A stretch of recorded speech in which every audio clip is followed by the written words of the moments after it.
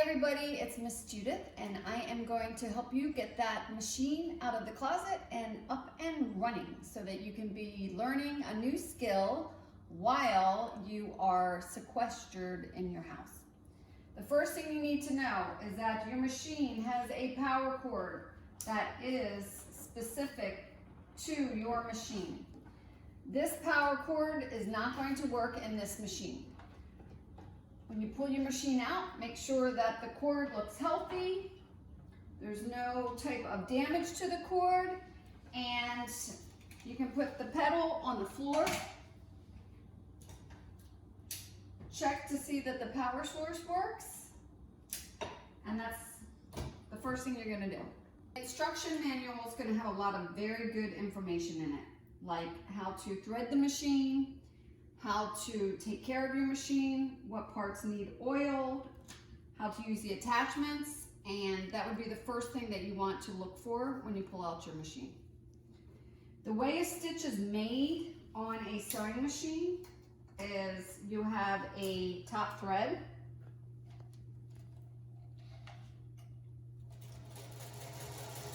that is joining with a bottom thread to form a stitch.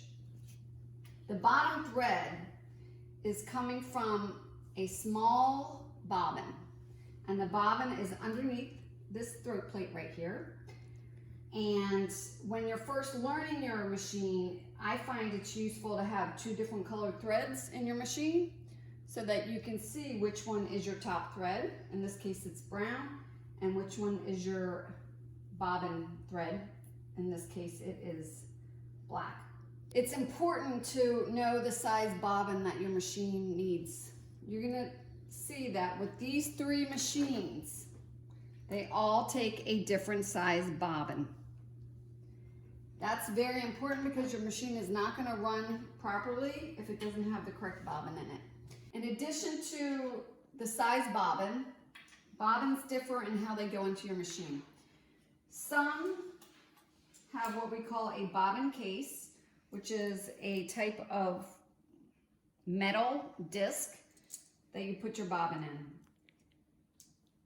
in. And then you insert it into your machine, typically underneath the throat plate. The second type of bobbin is called a drop-in bobbin, and it's when your throat plate slides open and you drop the bobbin in, guide it through a couple of grooves, and you have your bobbin set. This machine here does not have that sliding throat plate, which means it has the bobbin case. Fun fact, when I was young, I was scared to death of these bobbin cases because I only had the drop-in bobbin models, but once you learn them, you become totally comfortable with them.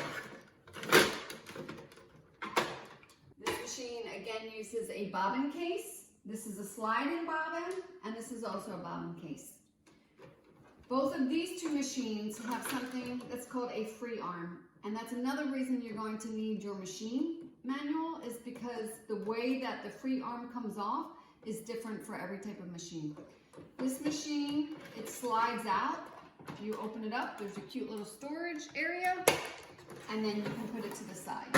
This machine does not have the storage bin, but it does slide off. By removing the free arm, it allows you to have a different type of sewing surface so that if you are trying to sew a hem or a sleeve cuff or even a collar, you can move the fabric very easily around a smaller surface area.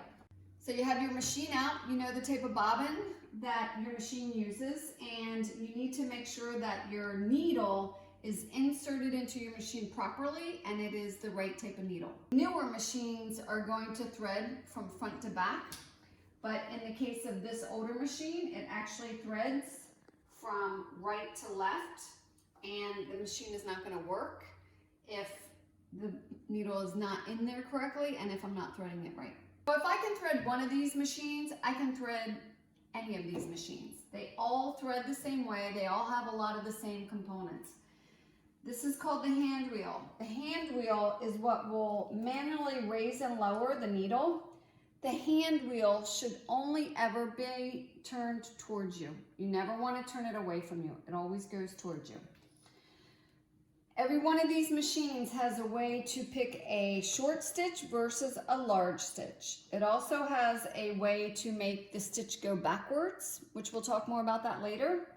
It has some type of way to wind the bobbin, and it has a spool holder, and then very similar threading. So I'm going to show you how this machine threads, and then I'm going to show you a little bit about these machines.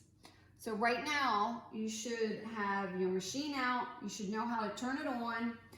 You should know the type of bobbin that it uses, and you should have some type of thread. You want to make sure that you can get a stitch out of your machine so that we can then start some fun projects. I'm going to put my thread in the spool holder. There's going to be some type of thread guide. This is called the tension, and over here you're going to have some type of thread take up. On this machine it actually has a little hole. I'm going to thread my thread through there. There's another guide on the side, another guide here, and I mentioned that this machine threads from right to left, so I have to make sure that I get that in there. I'm going to get my bobbin in my bobbin case, and there's going to be a little groove that will lead the thread to a hole. I put my bobbin case in the machine. I'm going to raise my presser foot, and I need to bring that bobbin thread from the bottom of the machine up through this hole. How I do that, and it's going to be the same for every one of these machines, is while I am gently holding the thread with my left hand, I take my hand wheel and I turn it towards me. And as the needle goes down, sometimes you have to do it a couple times, it's going to pull the bobbin thread up. And that's when having two different colored threads as a new user, that's when that's useful. I take my threads and I make sure that they are going to the inside of this foot and they're to the side. I also want to make sure that the thread of both the bobbin and the top thread are not really short. This is very long, but as a new sewer, it's better to have it long than too short. I have my machine threaded and I'm ready to test it on a scrap piece of fabric. I need to make sure that this presser foot is up. There's going to be some type of lever that raises and lowers the presser foot. I put my fabric underneath, lower my presser foot, make sure that your threads are not too short so they don't jerk out of the needle when you start sewing, and then I press on my foot pedal. When I'm done with my stitch, I'm going to pull my hand wheel towards me until my needle is as high as it will go, raise my presser foot, pull out my fabric, and trim the threads. I'm going to show you how this machine essentially threads in the same manner as the first machine. The only difference is this had a bobbin case, this is a drop-in bobbin. This is where having a manual will be helpful because it will show you how to place the thread through the grooves in the drop-in bobbin. I get my bobbin in, I put my thread in the thread spool holder, there's some type of thread guide, there's the tension disc, and this little take-up lever, in this case, has a groove instead of a hole, a thread guide, and I have to remember that this machine threads from front to back. Right now, it seems a little hard to get this thread through that little hole, but what will help you is if you use your hand wheel, raise the needle up as high as it will go, lower your presser foot. Then you have a lot more area to get your fingers in there. Once my needle is threaded, I'm gonna raise this presser foot, and I need to get this bobbin through the hole beneath my foot. I take my hand wheel, I pull it towards me while I am putting a little bit of tension on that top thread, and you're gonna see that I just pulled up that bobbin thread. And again, that's why it's nice to have two different colored threads.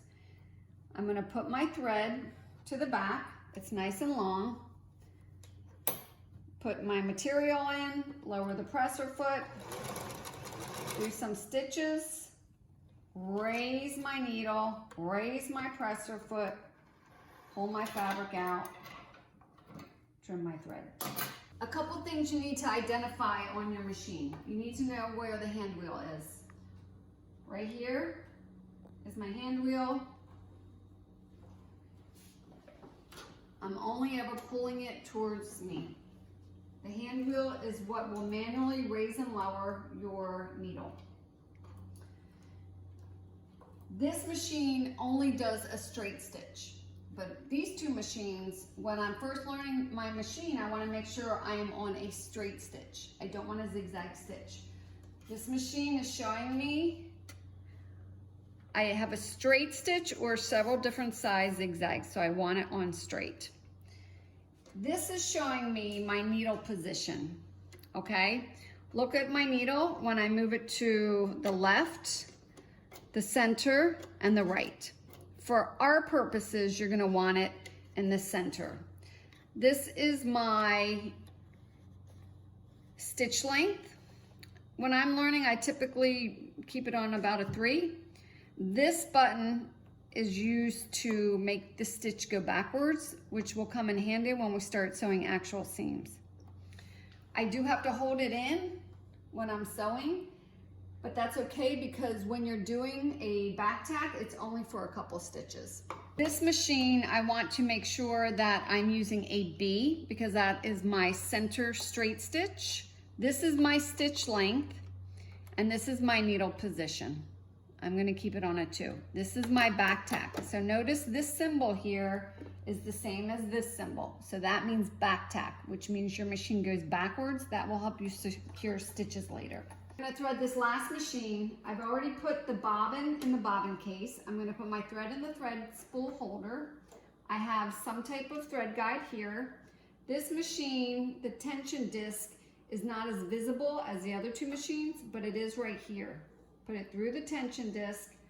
I don't see my take-up lever, so I'm going to use my hand wheel, pull it towards me until my take-up lever shows up. Put it through that guide, this thread guide, and I'm gonna remember that this machine threads from front to back.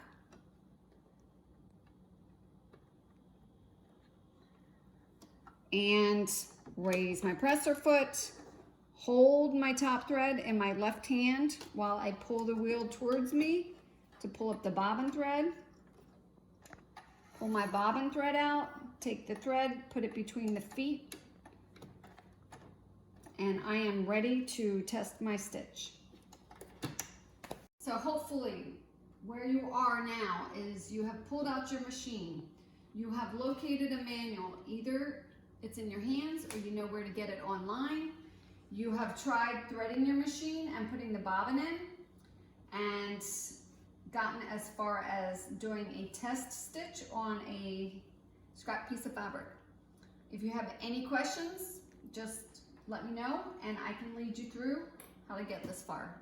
And next time we will be working on varying your stitch length and learning how to do a few things like pivoting and back tacking.